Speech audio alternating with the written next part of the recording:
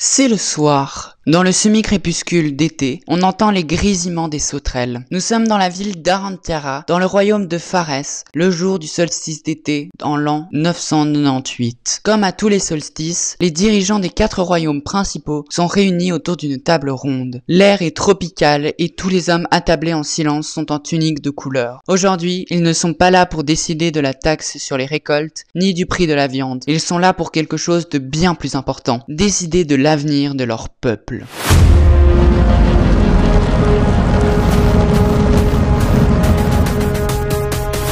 Bienvenue à Kharos. Comme vous le savez, les 4 clans ne sont pas restés éternellement sur l'île d'Ineri. Au bout de 1000 longues années à vivre ensemble, ils ont décidé de se séparer. Mais pourquoi ont-ils pris cette décision? Et où sont-ils allés? C'est ce que nous allons savoir dans cette vidéo. Alors, installez-vous bien et si vous êtes prêts, c'est parti.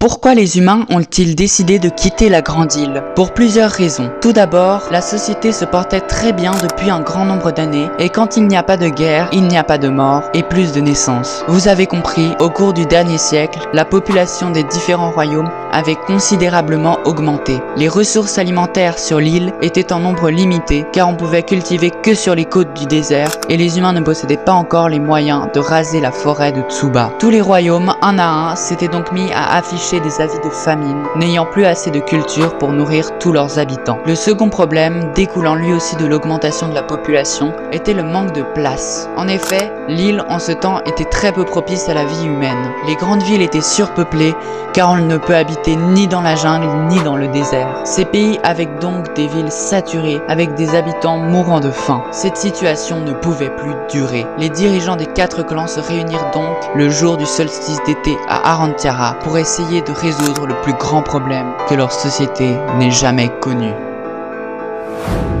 Après de longues négociations, ils se rendirent à l'évidence. Pour survivre, il leur faudrait quitter l'île, où leurs ancêtres avaient vécu durant 1000 ans. Maintenant, où devaient-ils aller? Cette question fut aussi un concert de débat. Pour le peuple de Ria, il était hors de question de quitter l'île où avaient vécu leurs ancêtres, qui avait été révélée comme la terre promise aux premiers humains. Ils voulaient rester et trouver d'autres façons de mieux cultiver pour garantir l'abondance. Le peuple de Lin, à l'inverse, considérait qu'il fallait retourner chez eux, sur l'île du Karakorum, maintenant que le danger était passé depuis longtemps. Les textes anciens disaient d'ailleurs que le volcan leur conférait des cultures abondantes et qu'il n'était jamais entré en éruption avant le grand cataclysme. De leur côté, les tribus de Gobra et de Pharès étaient d'accord sur un point. Il fallait continuer la prophétie et monter vers le nord. S'ensuivit donc des mois de tension, jusqu'à ce que, pour éviter une guerre, soit prise une décision, que chacun partirait de son côté et qu'il ne se reverrait plus jamais.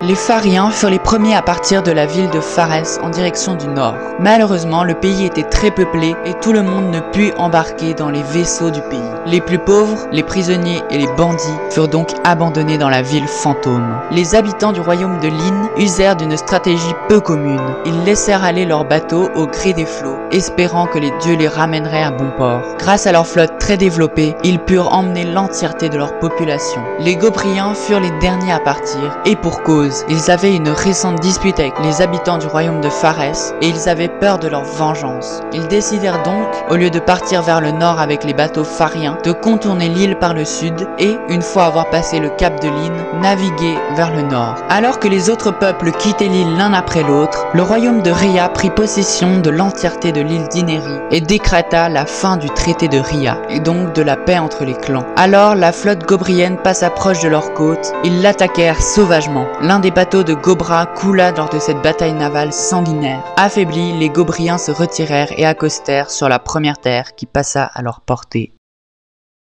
Nous sommes en l'an 999 et la grande séparation a enfin eu lieu, ouvrant le début d'une nouvelle ère.